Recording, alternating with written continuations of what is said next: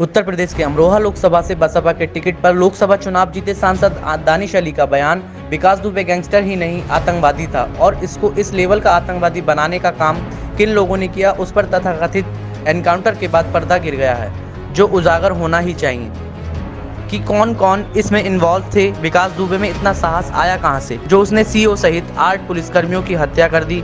असली मुद्दे को डाइवर्ट करने के लिए इस तथाकथित एनकाउंटर को किया गया है। विकास दुबे एनकाउंटर की सुप्रीम कोर्ट के जज के निर्देशन में जांच होनी चाहिए, वरना उस जांच का क्या फायदा जिस SIT ने या जो जांच कमेटी बने उसे वही लोग शामिल हो जिन लोगों ने यह तथाकथित एनकाउंटर किया है। देखिए, सवाल जो उठे हैं वो जायज़ सवाल है और मेरी राय इसमें पहले दिन से बहुत क्लियर है कि जो दोषी है उसको सजा देने का काम कोर्ट का है। इस देश में विधायिका, न्यायपालिका और कार्यपालिका, उसके अलग अलग दायित्व और उसके अलग अलग कार्य जो हैं वो संविधान के निर्माताओं ने बहुत अच्छी तरीके से डिफाइन किया। विकास दुबे एक गैंगस्टर ही नहीं, आतंकवादी था और उसको इस लेवल का आतंकवादी बनाने का काम किन लोगों ने किया, उसके इस एनकाउंटर के बाद उन सब पर पर्दा डल गया। जो उजागर होनी चाहिए थी चीजें कि कौन कौन लोग उसमें इन्वॉल्व थे, एक ऐसे गैंगस्टर को इस लेवल का आतंकवादी बनाने। 8 ऑफिसर्स और पुलिस कर्मी शहीद हुए, लेकिन मैं अभी भी वही बात कहता हूँ। अच्छा, सोशल मीडिया पर मैं वही तो कह रहा हूँ, क्या है कि हमारे यहाँ देश में जनता जो है वो जज्बात के साथ बहती है। अच्छा, अलीगढ़ की सूची में उसका नाम तक नहीं था में। मैं सारी चीज मैं इसीलिए तो कह रहा हूँ कि उसको इतना दुस्साहस उसमें आया कहां से कि एक डिप्टी SP,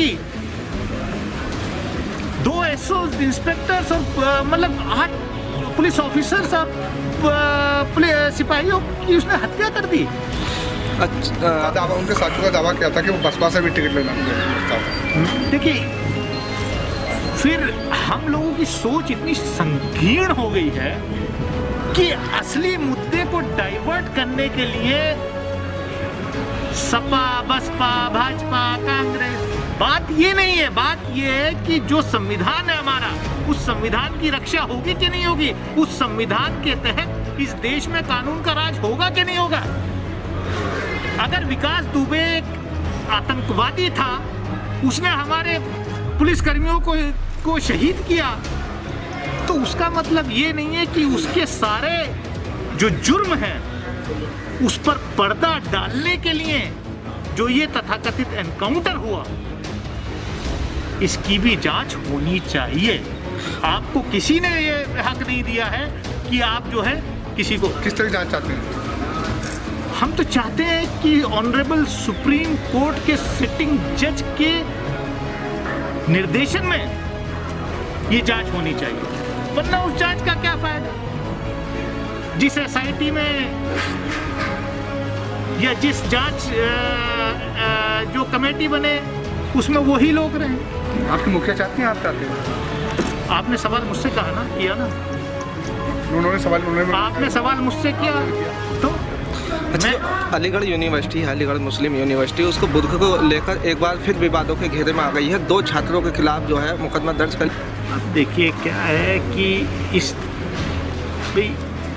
विकास दुबे में कहां से ताकत आई, क्योंकि पूरी स्टेट की पुलिस फोर्स को लगा दिया था कि आप जो है, जो CA के खिलाफ प्रदर्शन हो रहे हैं, जो संविधान की रक्षा करने के लिए प्रदर्शन हो रहे हैं, उन प्रदर्शनकारियों पर, उन लोकतांत्रिक मूल्यों की रक्षा करने वाले छात्र नौजवानों पर आप मुकदमे लगाइए, उनके पर शिकंजा कसिए।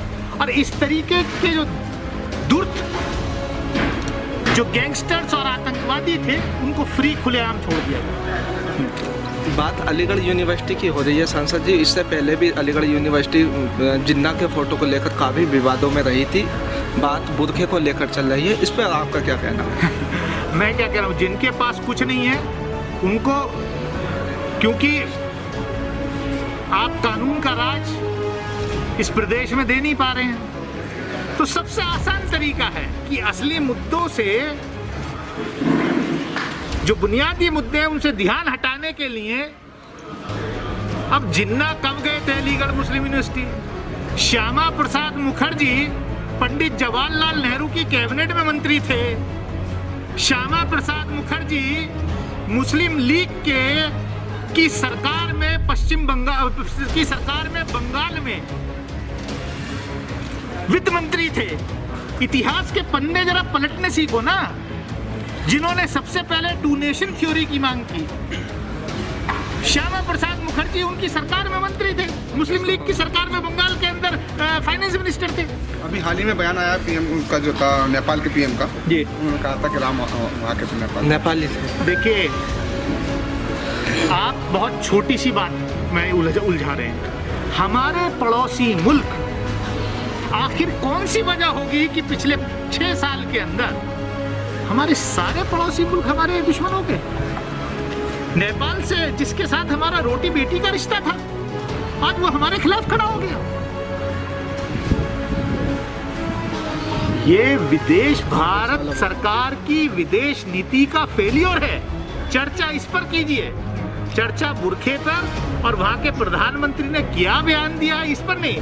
फेलियर कहाँ हुआ है? आखिर ये कौन सी वजह होगी कि आप झूला तो झूल ले थे साबरमती के किनारे? देखिए